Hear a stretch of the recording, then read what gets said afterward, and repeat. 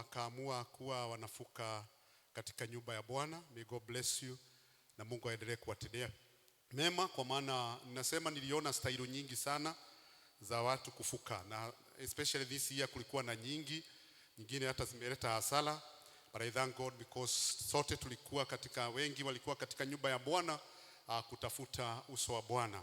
Na nasema ya kwamba the first days, ndiposa unakuta ya kwamba kuna siku zile zinaitwa za maombi, 21 days, 14 days, 7 days, ambapo ni foundation ambayo ni muhimu sana. Foundation ya kila kitu ni muhimu, na kwa hivyo ni vizuri wapendwa, tusishukulie tu jambo kama ni kawaida.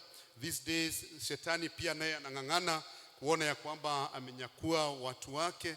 Kwa hivyo sisi wa Kristo pia tunastahili kusimama vizuri na kuwa na foundation mzuri na foundation firm katika mwaka wa 2026, ama katika kila wakati. Mwaka mpya unakuwa na wakati mzuri wa kutafuta uso wa Bwana, unakuwa na wakati mzuri wa kusoma neno la Bwana na kujua Mungu anasema namna gani, na kuprofesai pia katika mwaka huu uwe mwaka mzuri. Na ninaomba Mungu na tulifanya hivyo katika mwaka mpya, na imani ya kwamba Mungu atatulinda na atatuongoza.